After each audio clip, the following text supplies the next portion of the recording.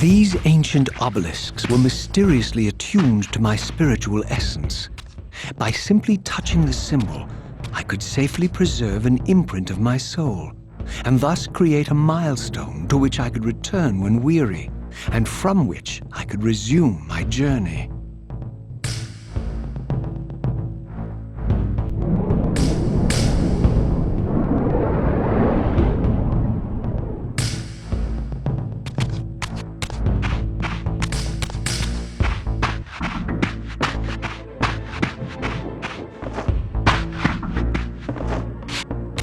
While I had only just escaped the stronghold, I sensed that in time my journey would return me full circle to this place. Infiltrating the fortress, however, would be no small feat. The balcony that had provided my escape was now well beyond my reach, leaving this massive gateway as the only means of entry. The gates were sealed, but like the time-streaming chamber I had seen earlier, their operation was undoubtedly linked to that odd crystal mounted above the entrance.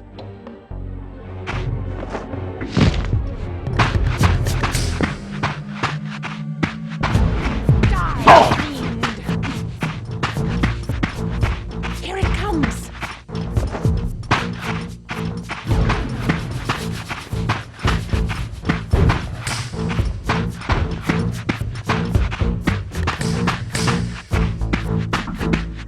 Taste my blade, vampire!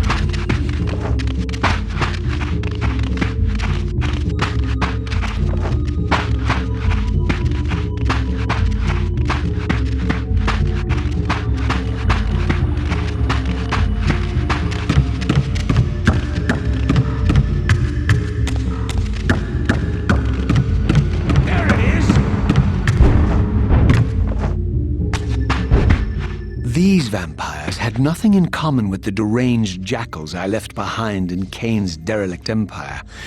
They seemed to retain much of their former humanity.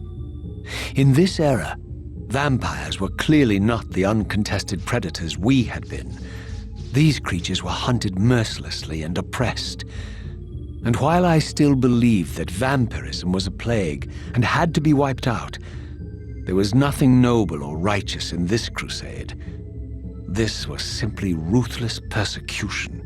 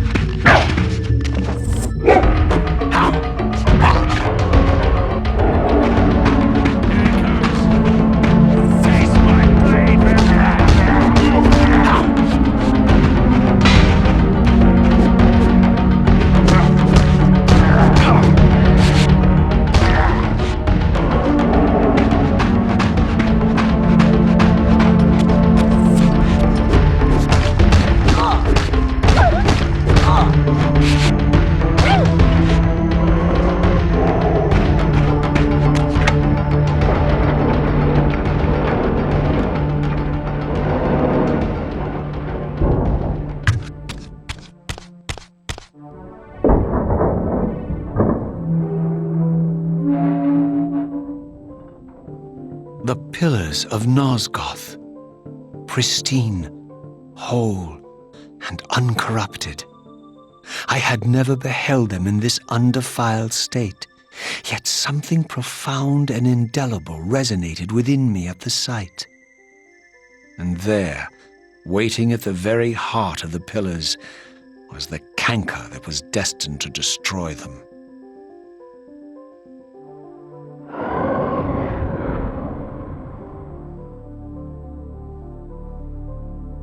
I know you're there, Raziel.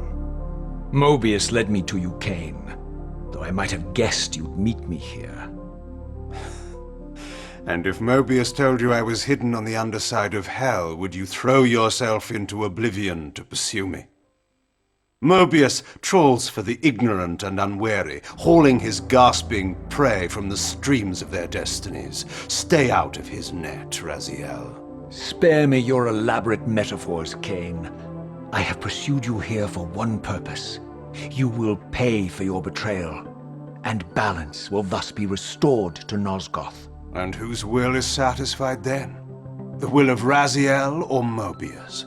Would I be better manipulated by you, Cain? Now, turn and face me. The chase is over.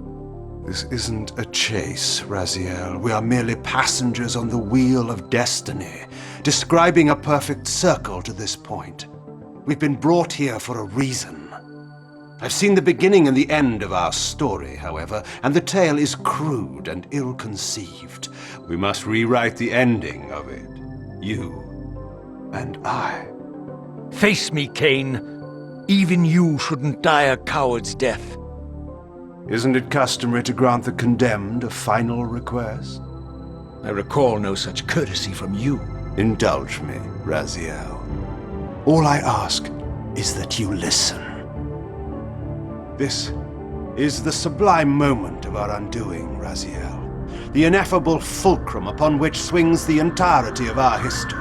This is where all of Nosgoth is betrayed. In this instant, Ariel, the Balance Guardian, is murdered by dark forces bent on overthrowing the Pillars. Her spirit is just now tearing free, lost in the ether, trying to find its way here. You have already seen how she comes to haunt these Pillars. Bound here by your refusal to die. You are the reason this land becomes diseased. As long as you remain alive, you condemn Nosgoth to an eternity of decay. Be still, Raziel. See this. As Ariel dies, I am being born to take her place as Balance Guardian. Such is my destiny. My God.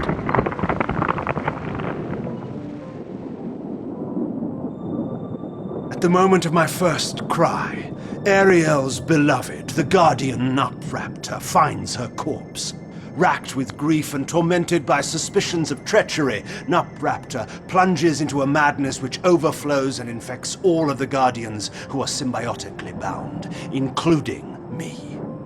The repercussions of Ariel's assassination were expertly calculated. The entire circle descends into madness, and I am tainted at the moment of my birth, instantly rendered incapable of fulfilling the role destiny has prepared for me. Shall I show you the same mercy you showed the rest of the circle, then? You blithely murdered them to restore their pillars, yet your hand faltered when it came to the final sacrifice. What makes you exempt, Cain? You're merely the last man standing. Why condemn me for simply carrying out what you hadn't the courage to do yourself? Let's drop the moral posturing, shall we? We both know there's no altruism in this pursuit. Your reckless indignation led you here. I counted on it. There's no shame in it, Raziel. Revenge is motivation enough. At least it's honest. Hate me, but do it honestly. 30 years hence, I am presented with a dilemma. Let's call it a two-sided coin. If the coin falls one way, I sacrifice myself and thus restore the pillars. But as the last surviving vampire in Nosgoth, this would mean the annihilation of our species. Mobius made sure of that. If the coin lands on the reverse, I refuse the sacrifice and thus doom the pillars to an eternity of collapse. Either way, the game is rigged. We agree, then, that the pillars are crucial and must be restored. Yes, Raziel. And that's why we've come full circle to this place. So after all this, you make my case for me. To end this stalemate, you must die so that new Guardians can be born. Pillars don't belong to them, Raziel. They belong to us. Your arrogance is boundless, Cain. There's a third option. A monumental secret, hidden in your very presence here. But it's a secret you have to discover for yourself. Unearth your destiny, Raziel. It's all laid out for you here. You said it yourself, Cain. There are only two sides to your coin. Apparently so. But suppose you throw a coin enough times. Suppose one day it lands on its edge.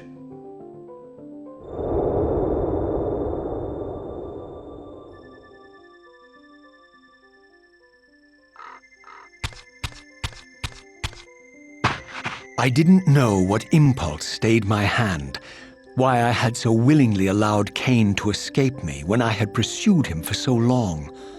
I had no reason to trust Cain after he had valued me so little, and yet I found myself intrigued by his words.